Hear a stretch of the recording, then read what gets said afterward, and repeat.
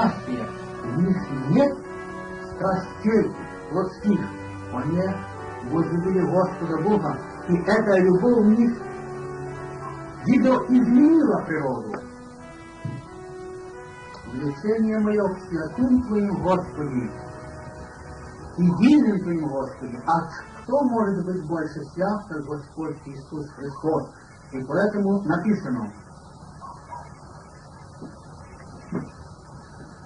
у сердца стези мои направлены к Тебе, Господи. И никаких других стезей у сердца человека не обнаруживается тогда, когда человек сочетался с своим Господом Богом, да исполнится реченное через пророка Осии, который сказал, еще раз повторю: и обручу тебя мне. Это значит, сочетал Господь человека с собой, и оставит человек отца своего и матерь свою, и прилепится к жене своей, как сказано в Писании, и будет двое одна плоть. Тайна сия великая. Хитрецы приписывают это скверному, грязному хлопцу и девке, мужику и бабе. Но Иисус Христос не об этом говорил в апостоле Павле.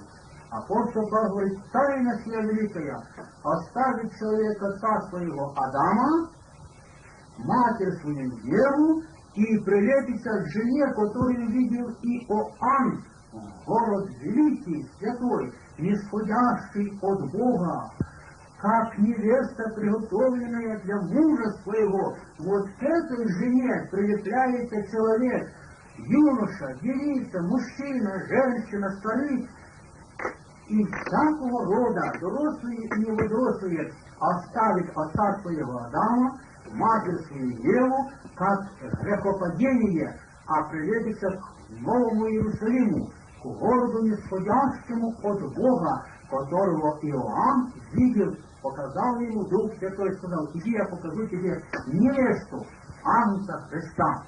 И показал ему святой город.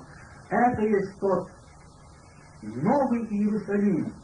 Это есть та невеста, до которой духовно и в прирождении наших телесных чувств человек соединяется, и будет двое одна плоть. Христос есть глава, а мы есть его тело. Вот где истина. Поэтому мы поем: мы в брак уступаем, аллилуйя, с Христом Иисусом. Сия тайна великая, во что желали проникнуть ангелы, и она на земле, ныне совершенная в нашем образе жизни. Да прославляется Господь Бог Иисус Христос за Его величие, за Его невинность. Не нам, и мы, и не мы, но в нас содействует эта святая любовь Господа Иисуса Христа, которую Он молился в Гефсиманском саду. Да будет соединено, как Ты, Отче, во мне, и я в Тебе.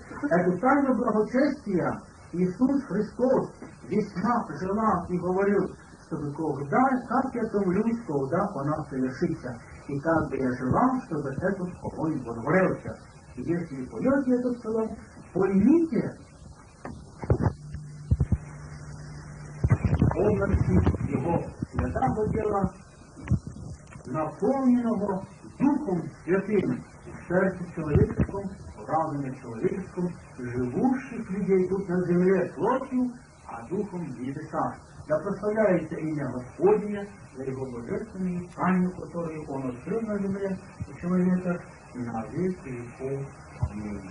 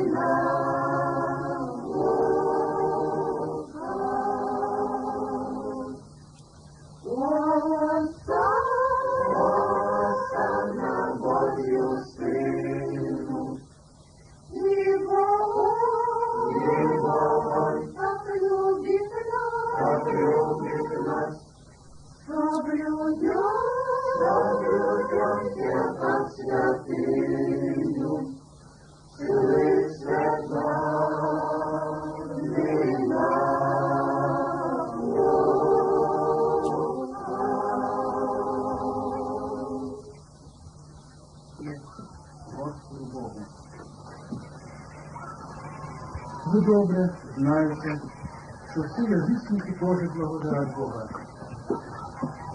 А Бог не нуждається не тільки словом голоса. Бог нуждається, що на землі Святой Дух зайняв місто так, як Богом определено. Святому Духу человека возносите Богу благодарение, возносит Богу молитву, ибо Христос сказал: «От моего возьму и дам вам». А Христовый Дух не перерождается в Дух человеческий, в дух плотской, в дух ослабления, в дух глохлости, в дух нарушения. У него нет тень и нет перемен. Это тот образ, который затемнился в ангелах на небе, то Бог передал Духа Своего человекам, для того, чтобы в человеках открылось, як мы спевали, всей твари, як надо жить на земле перед Господом Богом. Благодарение Господу Богу не значит на чистых словах, мыслях. Есть некоторые люди, которые говорят, буду молиться Духом, и он склонил колено, обтерся себе локтями об кресло або об лавку, и дремающим сонным голосом Духом молится. Разве это молитва? Это углумление над Богом. Это углумление над Богом. Издевательство над Богом. Буду молиться Духом, буду молиться умом. Буду петь Духом, буду петь умом. Тайны, говоря, Дух Святой возносит до Бога тайны, которые Бог в небесах скрывал от ангелов, открыл человеком на земле. Не потому, что такие человеки, у Бога есть особые личности по фигуре, по лицу, по природе, нет, а потому что он есть тонкости слов Иисуса Христа не пропускают мимо, як пропускают миллионы людей, пропускают мимо себя. Будь малым верен, поставлено мною. Маленькое чувство Дух Святой явит, это зерно, от которого возрастает у человека Царствие Божие. Царствие Божие. В чем записано Царствие Божие? Человек покорный всем указаниям Духа Господа Иисуса Христа, который Иисус Христос указывает через своего Святого Духа образ небесной жизни.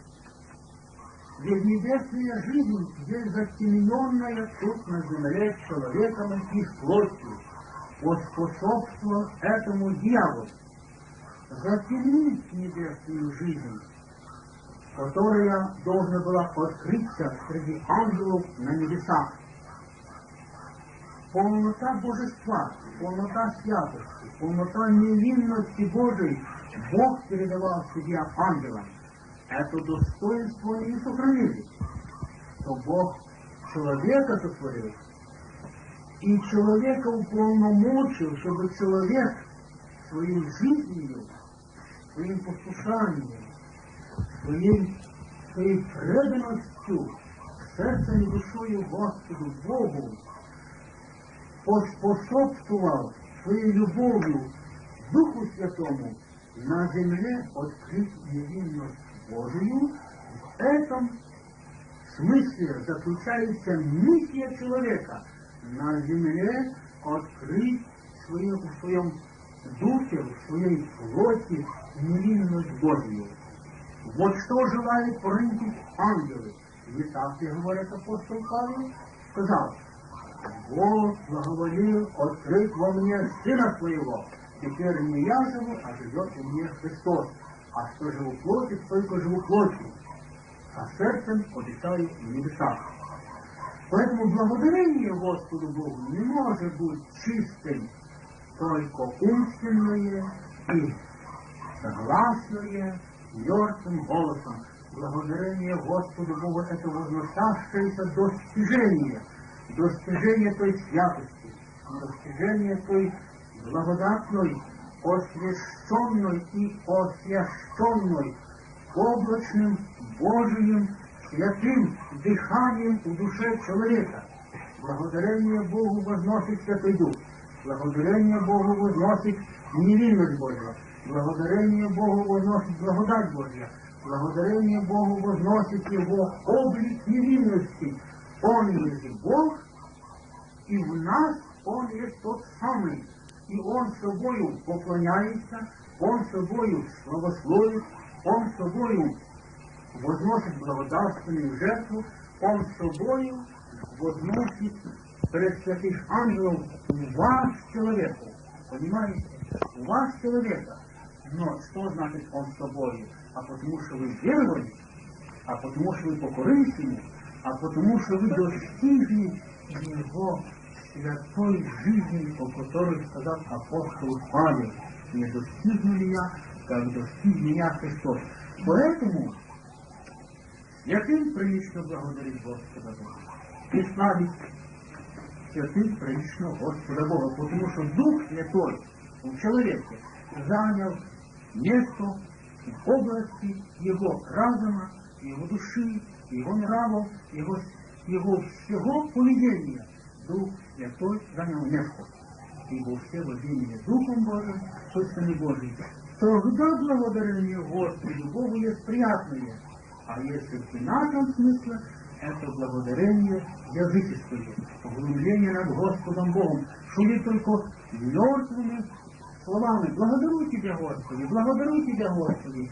А устал в молитве, забыл даже свои чувства, которыми он говорил до Господа Бога. И его есть лучшее служение. Это природе своей, это своему истукану, своему идолу, которая есть его плоть. И так по большинству бывает среди людей. Его плоть поглотила, заглушила, привела в молчаливое состояние благодати Божией, и человек забывает, привыкает и не нуждается быть особенно внимательным к тому слову, которое сказал Иисус Христос. Кто имеет уши слышать, да слышит. А разве люди не имели ушей, значит, глухая совесть, глухой их слух, глухие их нравы, глухое внимание, несмотря на то, что они люди грамотные и крещенные Духом Святым. Плоть поглотила все божество, и человек остался равнодушным. И такое благодарение Господу Богу есть и что другое, как только лишь углубление над невинностью Божией. Не так ли поступают все язычники? Другое положение, когда миротворец покоряется всецело Духу Святому, то в нем Дух Святой производит свое служение. Он любит Бога, он любит ближнего своего. Для него вторая заповедь, первая заповедь — это возлюби Господа Божьего своего всем сердцем и душою, а вторая подобная ей. Ближнего своего, как самого себя. Поэтому для него ближний есть второй заповеди. Так миротворец ходит перед Богом в невинности своей, так он ходит перед тобою, друг, брат и сестра. Перед ближним своим миротворец так само ходит, как перед Богом. Понятно это вам? Это есть служение Богу, когда он имеет полное право, в нем Дух Святой проявляет право благословлять Господа Бога, благодарить Господа Бога, потому что он и перед своим ближним не виноват, и перед Богом не виноват. Тогда Дух Святой в нем проявляет эту такую свечу, достигнутого священства, на которое ожидал Бог тысяч лет, чтобы человек воплотил у себя образ жизни небесной, образ жизни Христа, и тогда достойно он благодарит Господа Бога. Потому мы поем псалом: хоть мы слабы, мы поможем, аллилуйя, мы поможем передать Сионский храм, потому что в храме Господнем истуканов нету, в храме Господнем нарушений нету, в храме Господнем там нечистота не имеет места. Хоть мы слабы, мы поможем созидать Сионский храм, потому что мы уверовали в жизнь Иисуса Христа. Наш брат есть новая жизнь Господа Иисуса Христа. Поэтому мы так и поем. Итак, дорогие, мы ще раз склоним колено, поблагодарим Господа Бога за Его святое откровение, которое Господь Бог нам открыл свыше, вот что желают проникнуть ангелы. ангелы нуждаются проникнуть в невинность Божию.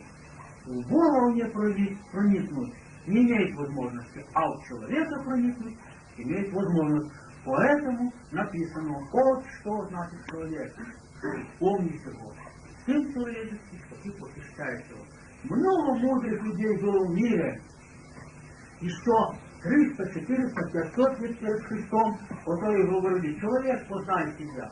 И много после Иисуса Христа было людей, которые достигают высоких знаний по природе. Но они говорят, что нам пользы с этого, что мы достигли блага для человека, а потирали самого человека. Это мудрецы мира его даже говорят. А потера человека — это есть потера его идеала души, о котором и вот что желают проникнуть ангелы, о котором мы уже слышали не однажды. Так многие говорят из проповедников, когда же мы будем, ах, возлюбленные Господом. Не было этого достижения, нету и не будет при таких условиях, которые для себя создали люди на земле. Он не верит, что можно грешить, верит, что Бог прощает, и эта вера их и погубит. А миротворец познал, что если он не аннулирует у всех допущений и нарушения, Иисус Христос и Бог Святый своего желания не достигнет. Нужно аннулировать все допущения нарушений и привести и возвести душу в тот былый идеал, который она потирала на небе, потирала на земле. А Иисус Христос пришел, чтобы человек принял Его Святой Дух и посредством Духа Святого, посредством указания Господней заповеди, возвратить ту святыню, которую Бог вдохнул человеку в глину, и человек стал душой живой. Что Бог вдохнул?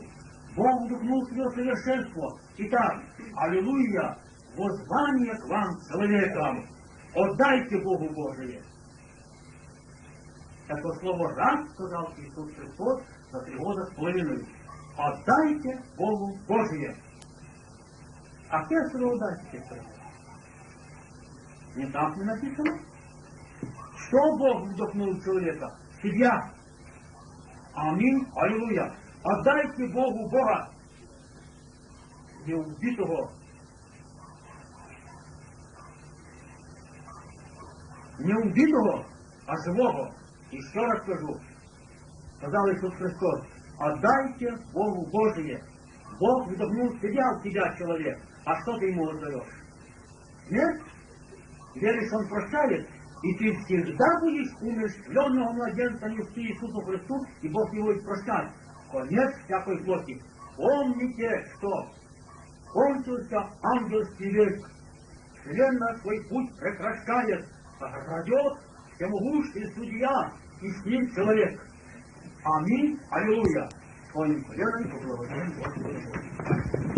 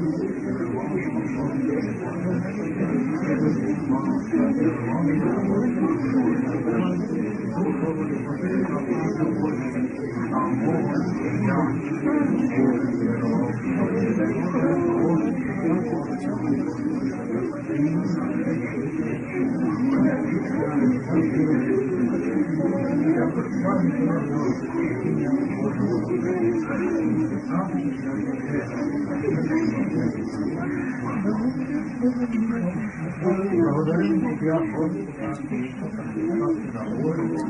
открыл Тебе путь превосходящий, соединивший человека с собой Божьим милосердием, и даровал ему свет и разум, и жертва Твоя Божьим милосердием, страдание Твое, и кровь Твоя, не мы именам Господи, а имени Твоему дай славу. Не мы заслужили, а Ты, Боже святой, достоин, Господи, за жизни нашей. Невидимости Твоей святой и возвращения Твоего Духа Святого от человека у Твои святые Божьи милосердия, и Твое недро, из которого Ты вдохнул человеку сам себя. Поэтому, Господи, Ты ожидаешь, когда Твое вдохновение возвратится к Тебе, Боже, во плоти и крови, образа Твоего, Господи Боже, тогда мир сердца Твоего и покой, Господи Боже Твой, бывший прежде бытия мира, и слава, которая была у Тебя прежде бытия мира. Аллилуйя, аллилуйя, прослави Твой престол, и ангелы и архангелы поклонятся Тебе, Господи Боже, ибо они услышат исполненное пророчество Твое, Господи, которое Ты говорил о сынах Божьих, которые откроются в последние времена. И ангелы, увидя это, аллилуйя, поклонятся Тебе, и мир вечный воцарится в Твоих святых небесах, Господи, и не повторится уже смерть никогда, а мир Твой, Божий милосердный, и покой Твой да